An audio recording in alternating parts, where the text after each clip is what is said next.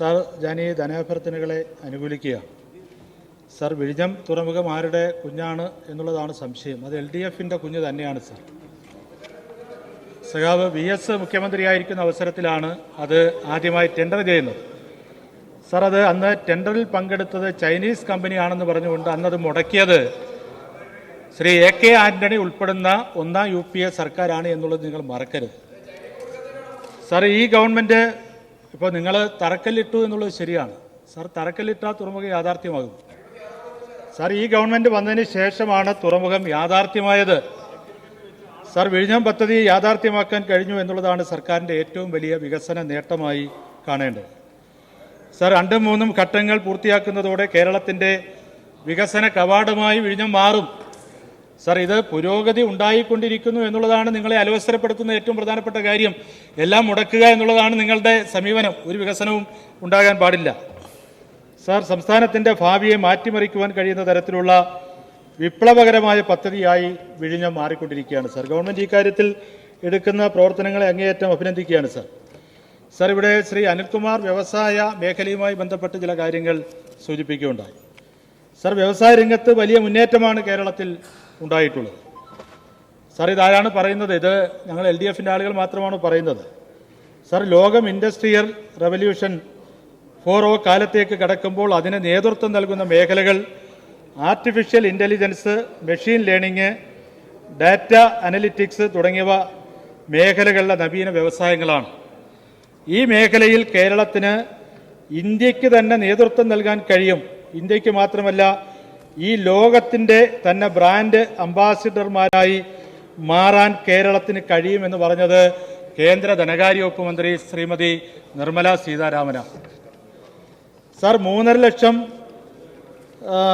MSMEകൾ കേരളത്തിൽ ആരംഭിക്കാനായത് കേരളത്തിൻ്റെ മികച്ച നേട്ടം എന്ന് പറഞ്ഞത് മറ്റാരുമല്ല, ഇന്ത്യയുടെ പ്രധാനമന്ത്രിയായിട്ടുള്ള ശ്രീ നരേന്ദ്രമോദിയാണ്. സാർ, കേരളത്തിൻ്റെ ടാലൻറ്റ് പൂൾ പ്രശംസനീയമാണെന്നും ഇന്ന് രാജ്യത്ത് ഏറ്റവും എളുപ്പത്തിൽ വ്യവസായം നടത്തുവാൻ സാധിക്കുന്ന നാടാണ് കേരളം എന്ന് പറഞ്ഞത് നീതി ആയോഗിൻ്റെ മുൻ CEO ആയിട്ടുള്ള ശ്രീ അമിതാഭ് കാന്താണ്. സാർ, അതുപോലെ തന്നെ വ്യവസായികളുടെ അഭിപ്രായം എന്താണ്?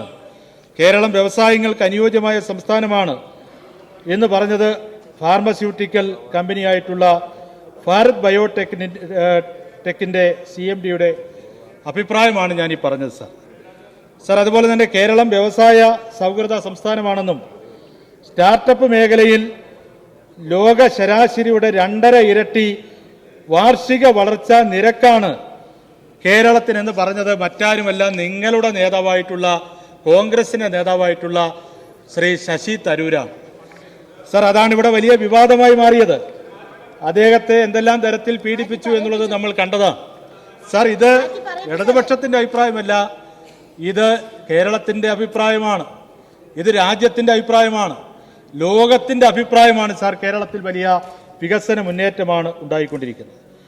സാർ, ഇപ്പോൾ നമ്മുടെ നിരവധി രാജ്യങ്ങളിലെ പ്രതിനിധികൾ പങ്കെടുത്ത, രാജ്യത്തെ വിവിധ സംസ്ഥാനങ്ങളിലെ പ്രതിനിധികൾ പങ്കെടുത്ത, നയതന്ത്ര പ്രതിനിധികൾ പങ്കെടുത്ത ഇൻവെസ്റ്റ് കേരള ആഗോള ഉച്ചകോടി സമാപിച്ചപ്പോൾ വ്യവസായ രംഗത്ത് നമുക്കുണ്ടായ നേട്ടങ്ങൾ ചെറുതാണോ? വലിയ നിക്ഷേപമല്ലേ കേരളത്തിലേക്ക് വരാൻ പോകുന്നത്? സാർ, 1.75 ലക്ഷം കോടി രൂപയുടെ നിക്ഷേപമാണ് കേരളത്തിൽ അതിൻ്റെ ഭാഗമായി വരാൻ പോകുന്നത്. സാർ, അതിൻ്റെ അടിസ്ഥാനത്തിൽ കൂടുതൽ തൊഴിലവസരങ്ങൾ നമ്മുടെ രാജ്യത്തുണ്ടാകാൻ പോവുകയാണ്, നമ്മുടെ സംസ്ഥാനത്തുണ്ടാകാൻ പോവുകയാണ്. സാർ, എത്രയെത്ര സ്ഥാപനങ്ങളാണ് നമ്മുടെ കേരളത്തിലേക്ക് വരാൻ പോകുന്നത്. സാർ, ഇവിടെ നമ്മുടെ പൊതുമേഖലാ വ്യവസായങ്ങളെ നമുക്ക് സംരക്ഷിക്കാൻ കഴിയണം. അത്തരമൊരു സമീപനമുള്ള ഗവൺമെൻറ്റാണ് കേരളത്തിലെ LDF സർക്കാർ. സാർ, പരമ്പരാഗത വ്യവസായ മേഖലയെ സംബന്ധിച്ച് ഇവിടെ പരാമർശിക്കുകയുണ്ടായി. സാർ, കശുവണ്ടി അടക്കമുള്ള പരമ്പരാഗത വ്യവസായ മേഖലയിൽ 10,000-കണക്കിന് തൊഴിലാളികൾ പണിയെടുക്കുന്നു. അതിനുവേണ്ടി ഒരു പ്രത്യേക പാക്കേജ് ഗവൺമെൻറ് അവതരിപ്പിക്കുകയുണ്ടായി. സാർ, അത് ശക്തമായി നടപ്പാക്കുന്നതിനാവശ്യമായിട്ടുള്ള നടപടികളുമായി മുന്നോട്ട് പോകണം. കയർ, കൈത്തറി അടക്കമുള്ള പരമ്പരാഗത വ്യവസായ മേഖലയെ സംരക്ഷിക്കാൻ കഴിയണം.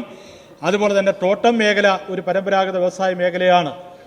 സാർ, അതിനെ സംരക്ഷിച്ചുകൊണ്ട് അതുപോലെ തന്നെ അവിടുത്തെ ലയങ്ങളുടെ അവസ്ഥയ്ക്ക് മാറ്റമുണ്ടാക്കുവാൻ ഗവൺമെൻറ് പ്രഖ്യാപിച്ച പദ്ധതി സമയബന്ധിതമായി നടപ്പാക്കാൻ ആവശ്യമായിട്ടുള്ള പ്രവർത്തനങ്ങൾ നടപ്പാക്കേണ്ടതുണ്ട് എന്നാണ് എനിക്ക് ബഹുമാനപ്പെട്ട മന്ത്രിയോട് സൂചിപ്പിക്കുവാനുള്ളത്.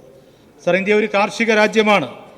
കാർഷിക രാജ്യമായ ഇന്ത്യയിൽ 141 കോടി ജനങ്ങളിൽ 58%, ഏതാണ്ട് 86 കോടിയിലധികം ആളുകൾ കാർഷിക മേഖലയുമായി ബന്ധപ്പെട്ട് ഉപജീവനം കഴിക്കുന്നവരാണ്. കേന്ദ്ര സർക്കാരിൻ്റെ നടപടികൾ ഈ കാര്യത്തിൽ നമുക്ക് അംഗീകരിക്കാൻ കഴിയുന്ന കാര്യങ്ങളല്ല. കേന്ദ്ര ഗവൺമെൻറ് അവതരിപ്പിച്ച ബഡ്ജറ്റിൽ വലിയ കുറവാണ്. കാർഷിക മേഖലയിൽ 2.9% വെട്ടിക്കുറവ് വരുത്തിയിട്ടുള്ളത്. സർ, വളം സബ്സിഡി കഴിഞ്ഞ വർഷത്തേക്കാൾ 3400 കോടി രൂപയാണ് വെട്ടിക്കുറച്ചത്. സർ, വിള ഇൻഷുറൻസ് വിഹിതം വെട്ടിക്കുറച്ചു. സർ, സുപ്രീം കോടതി നിയോഗിച്ച സമിതിയുടെ റിപ്പോർട്ട് പറയുന്നത് ഒരു കർഷകന്റെ വരുമാനം ഒരു ദിവസം 27 രൂപ മാത്രമാണ്. സാർ, കഴിഞ്ഞ 30 വർഷത്തെ കണക്കെടുത്താൽ 4 ലക്ഷം കർഷകരാണ് സാർ രാജ്യത്ത് ആത്മഹത്യ ചെയ്തത്. സാർ, ഈ സാഹചര്യം ഉള്ളപ്പോഴാണ് ഇപ്പോൾ RCEP കരാറിൻ്റെ അടിസ്ഥാനത്തിൽ ഇപ്പോൾ വലിയ ഇറക്കുമതി നമ്മുടെ രാജ്യത്തേക്ക് വരാൻ പോകുകയാണ്. സർ, ആസിയാൻ കരാർ നടപ്പാക്കിയത് കോൺഗ്രസ് സർക്കാരാണ്. ആസിയാൻ രാജ്യങ്ങൾ കൂടാതെ 5 രാജ്യങ്ങൾ കൂടി ചേർന്നുകൊണ്ടാണ് RCEP കരാർ വരാൻ പോകുന്നത്. അത് കേരളത്തിലെ രാജ്യത്തെ കാർഷിക മേഖലയെ ഗുരുതരമായി ബാധിക്കുന്ന ഒരു കാര്യമാണ്. സാർ, മോദി ട്രംപുമായി നടത്തിയ കൂടിക്കാഴ്ചയിൽ അമേരിക്കയിൽ നിന്ന് വൻതോതിൽ കാർഷിക ഉൽപ്പന്നങ്ങൾ, ക്ഷീര മേഖലയുമായി ബന്ധപ്പെട്ട ഉൽപ്പന്നങ്ങൾ ഇറക്കുമതി ചെയ്യാനുള്ള തീരുമാനം വരുന്നു. അങ്ങനെ വരുമ്പോൾ നമ്മുടെ രാജ്യത്തെ കാർഷിക മേഖലയും അതുപോലെ തന്നെ ക്ഷീരമേഖലയും അത് ഗുരുതരമായി ബാധിക്കാൻ പോകുന്നൊരു കാര്യമായി മാറുമെന്നുള്ള കാര്യത്തിൽ സംശയമില്ല. സാർ, ഇവിടെയാണ് LDF ഗവൺമെൻറ് വ്യത്യസ്തമാകുന്നത്. സാർ, ബജറ്റിൽ വിഹിതം വർദ്ധിപ്പിക്കുകയുണ്ടായി. നെൽകൃഷി വികസനത്തിന് പ്രത്യേകമായിട്ടുള്ള പദ്ധതിയാണ് ഗവൺമെൻറ് പ്രഖ്യാപിച്ചിട്ടുള്ളത്. കാർഷിക മേഖലയിൽ പദ്ധതി പ്രവർത്തനങ്ങൾക്കായി 727.40 കോടി രൂപയാണ് സാർ വകയിരുത്തിയിട്ടുള്ളത്. സാർ, വിള പരിപാലനത്തിന് 535.90 കോടി രൂപ മാറ്റിവച്ചിരിക്കുന്നു. 23,245 കൃഷിക്കൂട്ടങ്ങൾ രൂപീകരിച്ചുകൊണ്ട് കാർഷിക മേഖലയിൽ മുന്നേറ്റം നടത്താൻ ഈ ഗവൺമെൻറ് ശ്രമിക്കുന്നു. സാർ, കേരഗ്രാമത്തിലൂടെ അതുപോലെ തന്നെ വലിയ മുന്നേറ്റം സൃഷ്ടിക്കുവാൻ ഗവൺമെൻറ് പ്രവർത്തനങ്ങൾ നടത്തിക്കൊണ്ടിരിക്കുക. സാറ്, കേരളത്തെ ഉയർന്ന മൂല്യമുള്ള ഹോർട്ടിക്കൾച്ചർ ഹബ്ബാക്കി മാറ്റുവാൻ 30 കോടി രൂപയാണ് സാർ ബഡ്ജറ്റിൽ ഗവൺമെൻറ് വകയിരുത്തിയിട്ടുള്ളത്. സാർ, മൂല്യവർദ്ധിത ഉൽപ്പന്നങ്ങളുമായി ബന്ധപ്പെട്ടുകൊണ്ട് അങ്ങനെ മാത്രമേ കേരളത്തിലെ നമുക്ക് കർഷകരെ അവരുടെ വരുമാനം വർദ്ധിപ്പിക്കാൻ കഴിയുകയുള്ളൂ. സാർ, അതിനുവേണ്ടി സിയാൽ മോഡലിൽ കാപ്കോ എന്ന കമ്പനിക്കാണ് കേരളത്തിലെ ഗവൺമെൻറ് കൃഷി വകുപ്പ് രൂപം നൽകിയിട്ടുള്ളത്.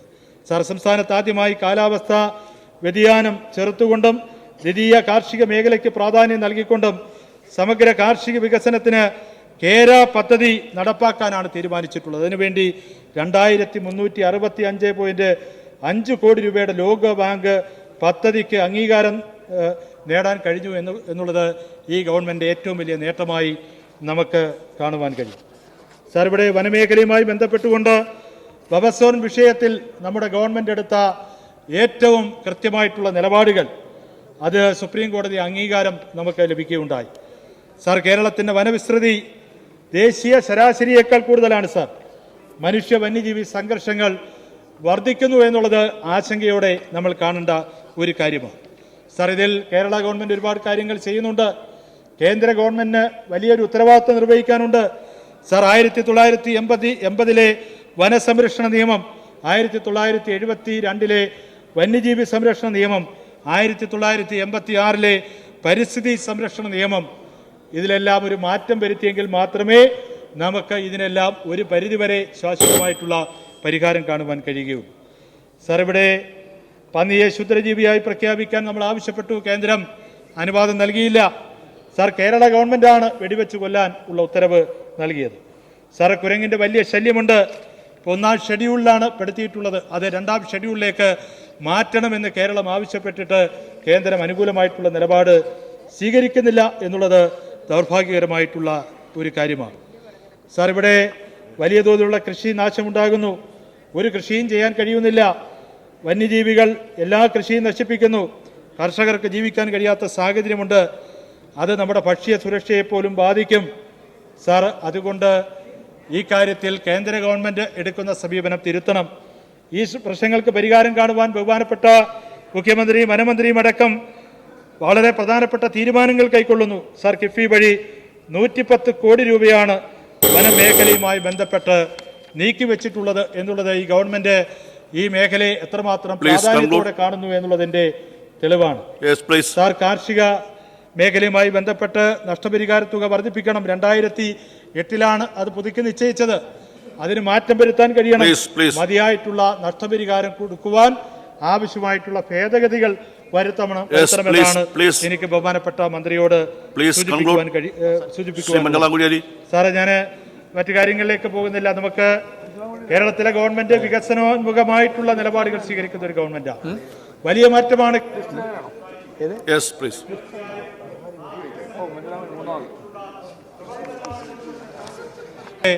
നേതൃത്വത്തിൽ നടന്നുകൊണ്ടിരിക്കുന്നത്. അതിന് കൂടുതൽ ശക്തി പകരുന്ന ബഡ്ജറ്റാണ് ഇപ്പോൾ അവതരിപ്പിച്ചത്. സർവാത്മന പിന്തുണ